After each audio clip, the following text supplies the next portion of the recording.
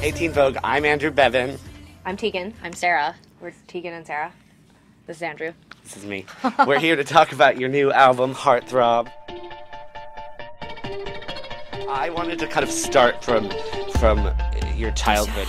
Was there? Yes, It's gonna be this a is really Barbara long Walters. interview. Barbara Walters interview. Teen What was Vogue the gets real. defining musical moment where you guys became the Tegan and Sara that we know today as Well, Did you come out of the womb Yeah. playing things? We were like Justin Bieber. We were always encouraged to be artistic and musical from an early age, and we really took to piano lessons and that sort of stuff. But I don't think the Tegan and Sara that's sitting before you right now really started to form until we were teenagers. I mean, it was so a part of our lifestyle. That was entirely how we identified. Was based on the bands we were listening to, the shows that we were going to, our social circle. All of our rooms were plastered in, This is one thing that I feel sad about when I think about magazines being more digital. Yeah. I mean, everything was about getting the magazines, cutting out the things.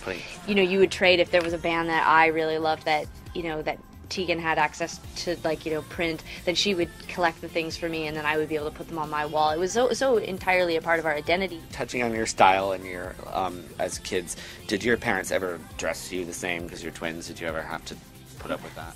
The truth is that we were not necessarily drawn to what girls wore, and we were not necessarily drawn to what guys wore. We were sort of this very ambiguous gray area in between. We were really into sort of gender neutral things. So there was only usually one brown snowsuit. So it would be Right. oh, well, I guess we both have to get this one because it's not that or that. So it was confusing. So we did sometimes pick the same things. And then we turned 12 and went into grade 7, and we came rushing home after the first day of school, and we were like, we're nerds! Help! And my mom's like, hey, we need to get you Doc Martens, we need to get you, Gap and, Yeah. Club Monaco were really cool. And she was like, I told you guys when you were buying all those Mickey Mouse sweaters, you weren't going to be very cool. And we were like, that's when we started to pay attention to fashion. So Heartthrob is your 7th studio album, and how does it differ from your other children? It's definitely a monster child. The music is really quite uplifting and big and fun, but I was like, this is by far the most heartfelt, raw, emotionally intense record. People are talking about this departure and Right. this dance floor sound or whatever.